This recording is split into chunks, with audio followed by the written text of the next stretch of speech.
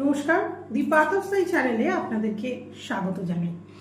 আজকে একটা গুরুত্বপূর্ণ বিষয়, অর্থাৎ গুরু আমাদের জীবনে ঠিক কতটা মহত্বপূর্ণ, বা গুরু কেন আমরা নির্বাচন করি, বা গুরুর প্রয়োজনীয়তা কি, সেই নিয়ে কিন্তু শ্রী সাই বাবা তার বইতে খুব সুন্দরভাবে শ্রী সাই সচ্চরিত্রতে বর্ণনা করে গেছেন।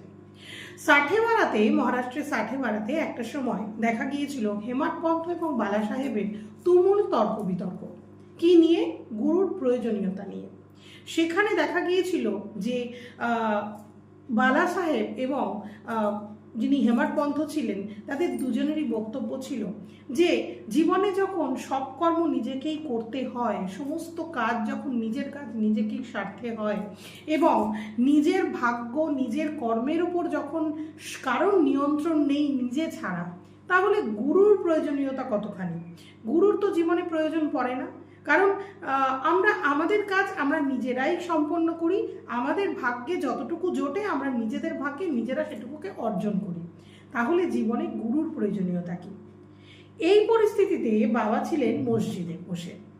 বাবা কিন্তু অন্তর্যামী ছিলেন, এবং বাবা কিন্তু সাঠেবাড়া এবং মসজিদের একটা বিরাট দূরত্ব থাকা সত্ত্বেও বাবা এই তর্ক বিতর্ক কিন্তু শুনে ফেলেছিলেন।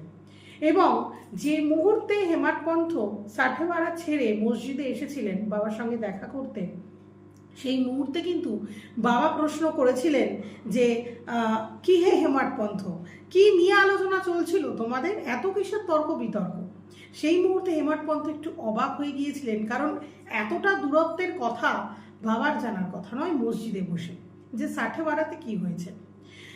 বাবা যখন প্রশ্ন করেছিলেন যে কি প্রয়োজন, অর্থাৎ হেমাড পন্থের এই উত্তরে বাবা কিন্তু খুব সূক্ষ্মভাবে উত্তর দিয়ে বলেছিলেন যে মূলত আমাদের জীবনের পথে চলতে গেলে আমাদের জীবনে কিন্তু অনেক ওঠানামা আসে, এবং একটা জঙ্গলে যেভাবে হিংস্র বাঘ ভাল্লুক থাকে, সেই হিংস্র বাঘ ভাল্লুক থেকে নিজেকে রক্ষা করার জন্য একজন পথপ্রদর্শক অবশ্যই প্রয়োজন।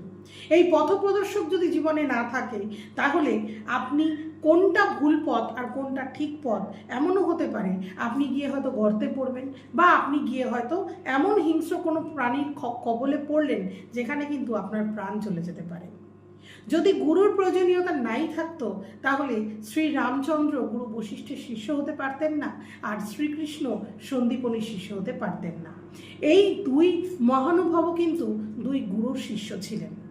শ্রী সাই বাবা এটুকুই বলেছিলেন যে আত্ম অনুভূতির জন্য, নিজেকে চেনার জন্য অবশ্যই